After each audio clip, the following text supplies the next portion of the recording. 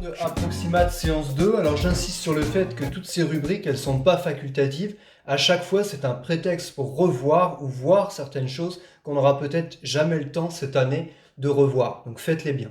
Ici, on vous demandait de déterminer un ordre de grandeur mentalement. Donc mentalement, comme ordre de grandeur pour pi, on va prendre 3. Donc on a 15 fois 3 divisé par 3. Si on multiplie 15 par 3, le résultat est 3 fois plus grand que 15. Ensuite, on divise par 3. Donc finalement, le résultat redevient 3 fois plus petit. Finalement, on obtient 15. Donc un ordre de grandeur, c'est 15. Mais 15 fois pi divisé par 3 n'est pas égal à 15. C'est un ordre de grandeur. Valeur arrondie au millième à la calculatrice. Donc il suffisait de taper ça à la calculatrice en n'oubliant pas les parenthèses et en utilisant bien la touche pi de la calculatrice et non pas 3,14. Alors, sur ces calculatrices-là, il y a carrément une touche pi qui est ici.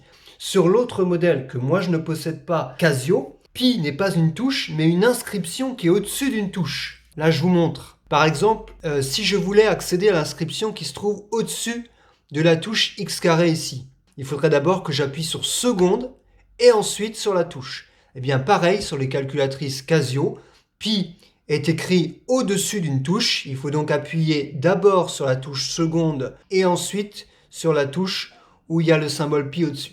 Voilà ce qu'on obtient. On vous demande un arrondi au millième, donc on s'arrête au chiffre des millièmes. Le chiffre des millièmes, c'est ici un 0. Qu'est-ce qu'il y a après ce chiffre? Il y a un 2. Comme 2 est inférieur ou égal à 5, on garde le chiffre 0.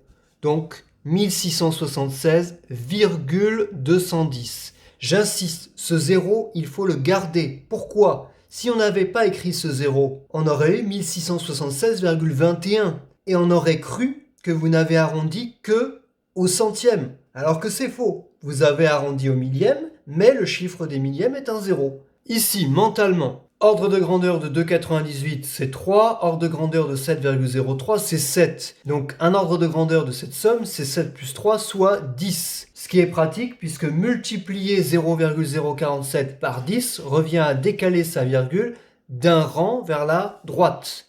Donc la virgule va de là vers ici.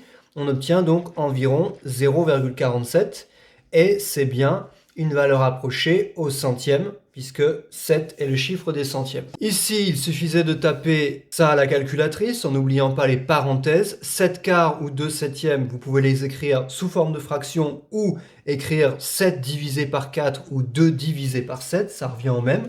On vous demande une valeur arrondie à 1 millième, donc on s'arrête au chiffre des millièmes. Le chiffre des millièmes est un 4. Qu'est-ce qu'il y a après ce 4? Un 9. 9, c'est strictement supérieur à 5, donc on va arrondir au chiffre supérieur.